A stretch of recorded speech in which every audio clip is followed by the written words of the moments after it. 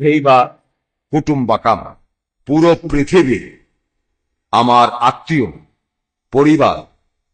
হিন্দু দর্শনে আমরা এমনটাই দেখি। আর সর্বে ভবান্তু সুখিনা সর্বে ভবান্তু নিরাময়া, সবাই সুখে থাকুক, সবাই আনন্দে থাকুক, সবাই ভালোভাবে জীবিকা উপার্জন করুক, সবাই ভালো থাকুক। হিন্দু দর্শন থেকে আমরা এমনটাই জানতে পারি। আমার ধারণা আপনাদের ইসলাম ধর্মের দর্শনে এরকম কোনো কথা আছে। আর এই কথাগুলো আপনারা মানুষের মাঝে প্রচারও করে থাকেন।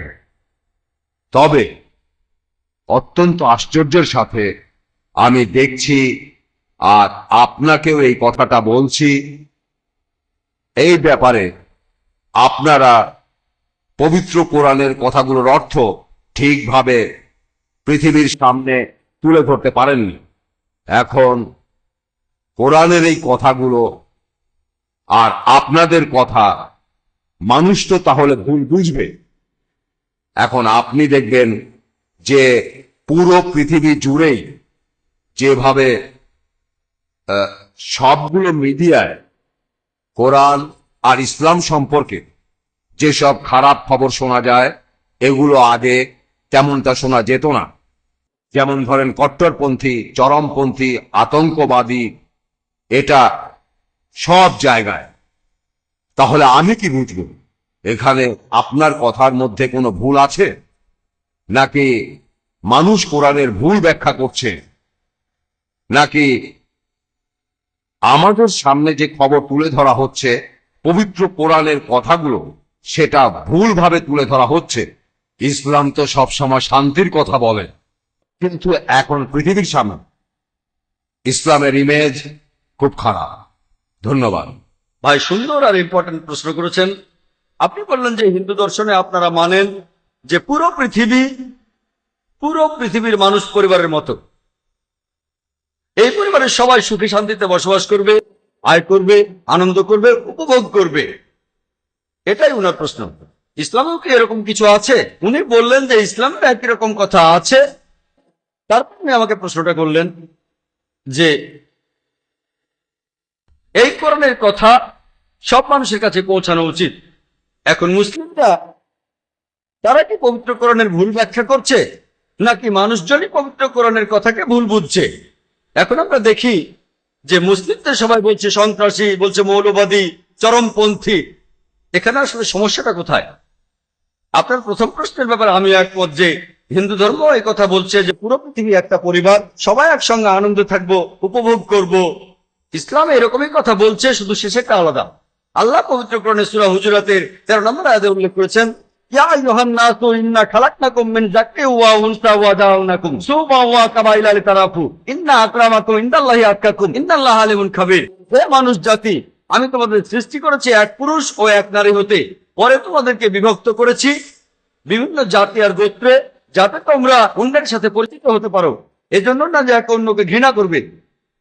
তাহলে কোরআন বলছে যে পৃথিবীর সব মানুষ, তাদের সব পূর্বপুরুষ, তাদের সবার আর আমাদের সবার পূর্বপুরুষ একটা যুগল, আদম হাওয়া। আল্লাহ তাদের শান্তিতে রাখুন।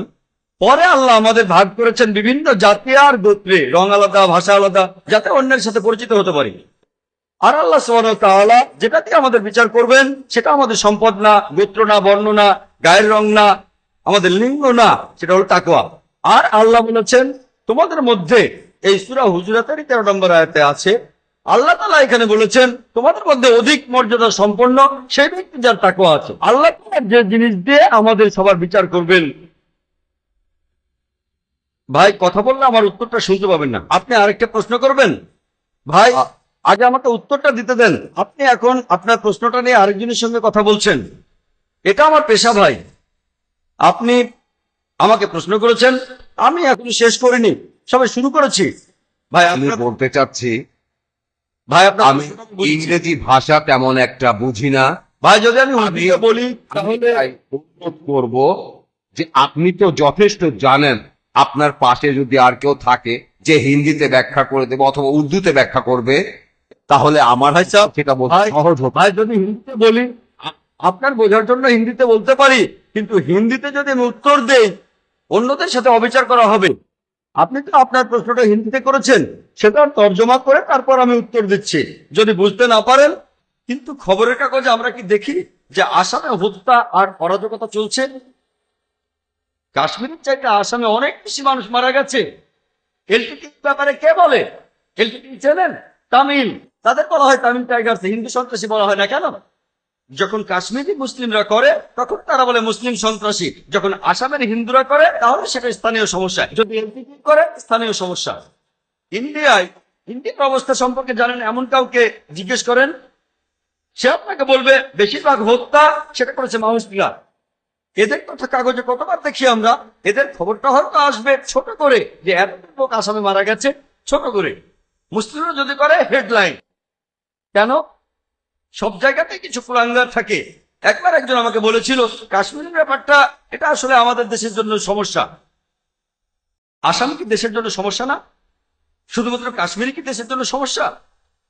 দুই জায়গাতেই স্বাধীনতার যুদ্ধ চলছে আর নিরীহ কাশ্মীরিরা নাজেহাল হচ্ছে, সব জায়গায় তারা অপদস্থ হচ্ছে।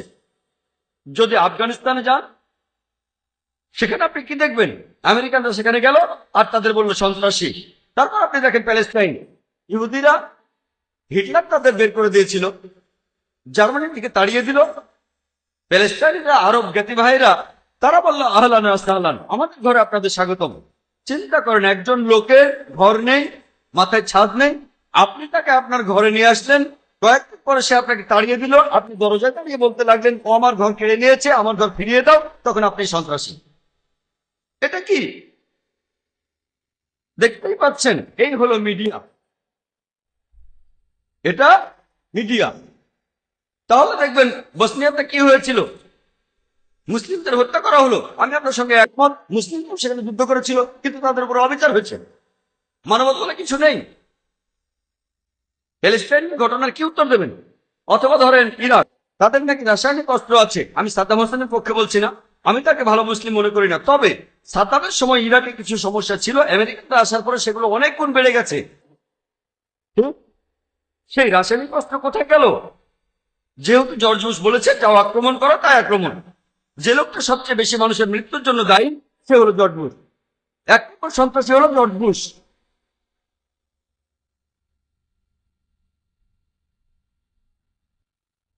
তাহলে আসল ব্যাপারটা হচ্ছে এটা মিডিয়ার খেলা। মুসলিমদের অপদস্থ করা হচ্ছে, অত্যাচার করা হচ্ছে, তাদেরকে বলছেন সন্ত্রাসী। আমি সেজন্য বলছি মুসলিমদের মধ্যেও কিছু কুলাঙ্গার আছে, তবে কুলাঙ্গারের সংখ্যা অনেক কম, এরা সংখ্যায় কম, পুরোটাই মিডিয়ার কারসাজি। আয়ারের নাম শুনেছেন? আইরিশ রিপাবলিকান আর্মি ইংল্যান্ডে। এটা আসলে ক্যাথলিক আর প্রটেস্ট্যান্টদের ভেতরে লড়াই। তাদের কেউ ক্যাথলিক সন্ত্রাসী বলে না, কেন? 100 বছরেরও বেশি। তবে ইংল্যান্ডের প্রধানমন্ত্রী টনি ব্লেয়ার মুসলিম সন্ত্রাসীদেরকে বেশি ভয় পাচ্ছেন। আয়ার নিয়ে অত চিন্তা নেই, যারা এখন পর্যন্ত অনেক মানুষ মেরেছে, অনেক বোমা ফাটিয়েছে, কিন্তু এরা দরজা বন্ধ করে মিটিং করে যে কিভাবে কিভাবে মুসলিম সন্ত্রাসীদের থামাবো। ব্যাপারটা খুবই কমন। কোন পলিটিশিয়ান ভোটের দরকার হলেই নতুন প্রধানমন্ত্রী আসলেন আর তখনই ঘটল গ্লাসগো বোম্বিং। সাবিল আহমেদকে চেনেন? সাবিল আহমেদের নাম শুনেছেন? খুব ভালো, আমি নাম শুনেছি, কখনো দেখিনি। ইন্ডিয়ার পেপারে এসেছিল। এই সাবিল আহমেদ কে? সাবিল আহমেদ হলেন ডক্টর জাকির নায়েকের ভক্ত, আর ব্যাঙ্গালোরে ডক্টর জাকিরের লেকচারের অর্গানাইজার ছিল। পুরো আর্টিকেলটাই সন্ত্রাসের উপর। তারপরে সাবিল আহমেদের নাম, তারপরে জাকির নায়েকের কথা। কেন?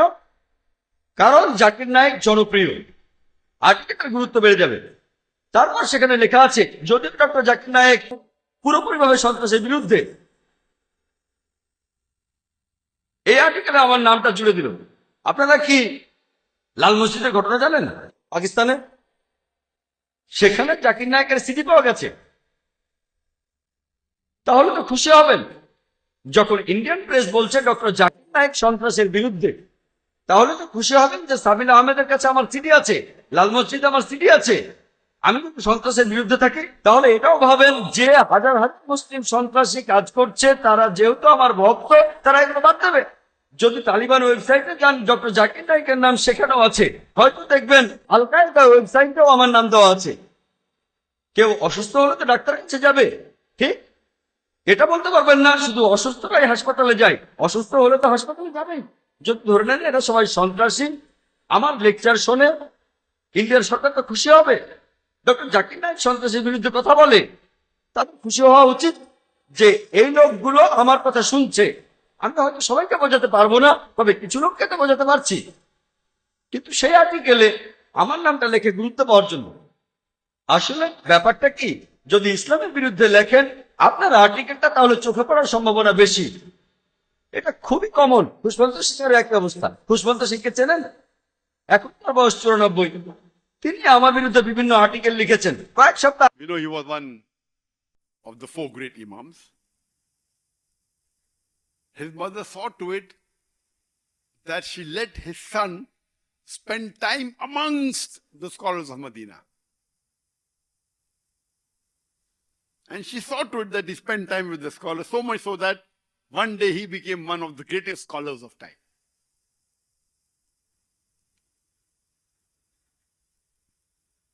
We have the example of the mother of Imam Bukhari. Imam Bukhari, when he was a child, he had a phenomenal memory, but he was blind. And all the doctors had given up hope that he will never be able to see in his life. But the mother was persistent in praying to Allah subhanahu wa ta'ala. She prayed every day to Allah that please restore the eyesight of my son. And one day she gets a dream in which Ibrahim alayhi salam comes and says that the eyesight of your son will be restored, and Imam Bukhari again starts seeing. And we know that he became the best muhaddis, so much so that the Sahih Bukhari that he compiled is the most authentic source of Islam after the Quran. There was the striving of the mother in making Imam Bukhari. Let me give you one more example of Saleha and Farooq. Saleh and Farooq were two people, they were a couple who loved each other. They married. And within few months of marriage, there was a call for jihad. So Farooq goes for jihad. And when he goes for jihad, he says, I'll come back soon, within a few months. And he gives to Saleha, his wife, 30,000 dinar. Now 30,000 dinar, according to a person in UK, he calculated it. And he says it is equivalent to 2 million pounds. 2 million pounds. Not dollars, pounds. Dollars will be close to $3 million. So he goes for jihad. And few months pass. 1 year, 2 years.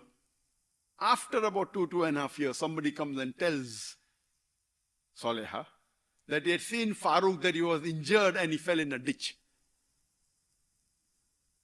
Then few more years pass, and then she thinks that my husband is dead. 30 years later, Farooq, he's alive. He comes back to Medina, but before he goes to his home, he goes to Masjid Nabawi.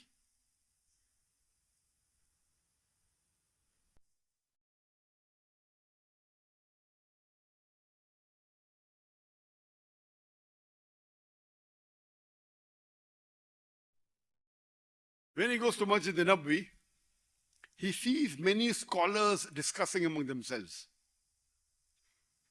And the best that he could find was Sheikh Abdul Rahman, who was about 30 years old. And he's impressed, mashallah. See the city of Medina, all talking about knowledge and ilm. What a beautiful city. And see these scholars, especially Sheikh Abdul Rahman. Then he goes to his house and he meets his wife, Saleha, and she's overjoyed to know that her husband is alive. So they overjoyed the union after 30 years. And later on, Farooq asks his wife, you remember I had given you 30,000 dinar and I told you keep it safe, don't spend it? She says, yes, I remember. Where is it? So she asked that before coming home, did you go to the mosque? Which is a habit? He said, yes. I went to Masjid Nabawi. I went to the mosque. She asked, what did you find there? I found there many scholars discussing among themselves. Then she asked, who is the best you like? So he said there was a young boy of 30 years old. His name is Sheikh Abdul Rahman. He was the best. Then Saleh asked him that how much would you give to gain knowledge, for you to gain knowledge as much as Sheikh Abdul Rahman? So he said, I wouldn't mind giving all my 30,000 dinar to acquire the knowledge like Sheikh Abdul Rahman. Then she asked, what if you had a son? How much would you spend on your son to acquire knowledge like Sheikh Abdul Rahman? He said, I wouldn't mind spending multiple times more than 30,000 dinar to make my son as knowledgeable as Sheikh Abdul Rahman. So Saleh tells, after you left, after a few months, I had a son. And I spent all the wealth you gave me in giving him knowledge of the deen, and that man, that young boy, Abdul Rahman, Sheikh Abdul Rahman, is your son. Imagine, both of them loved deen. And the mother spends the full saving, not on herself, but on educating her son.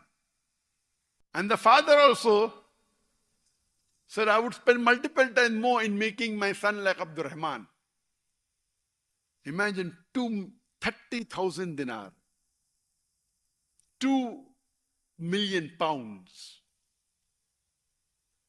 Today, yes, we do spend money in getting our children in admission in medical college.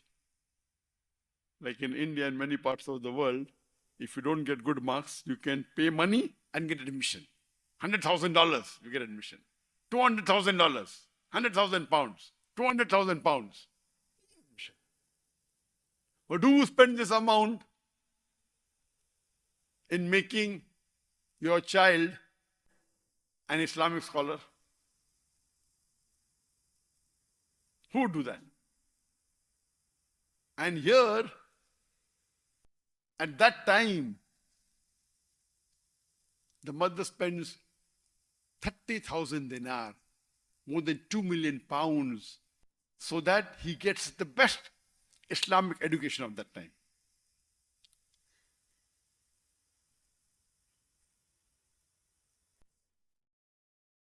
So if we know what is the value of the knowledge of deen, then you realize it is invaluable. It's invaluable.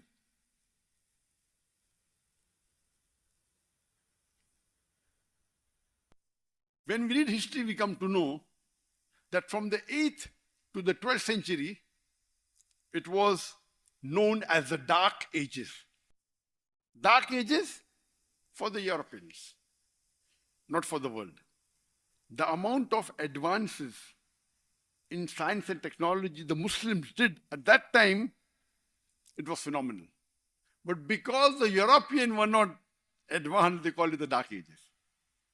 But the amount of invention and advancement the Arabs and the Muslims did between the 8th to the 12th century is phenomenal.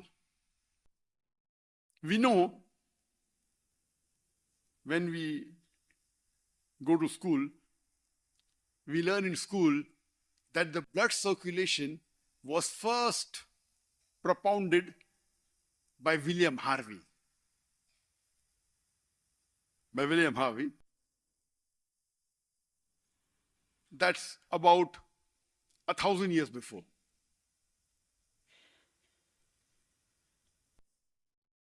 Or about 800 years before. But if we read history, we come to know that Ibn Nafis, the Muslim scientist, he spoke about blood circulation 400 years before William Harvey. And 600 years after the Quran was revealed.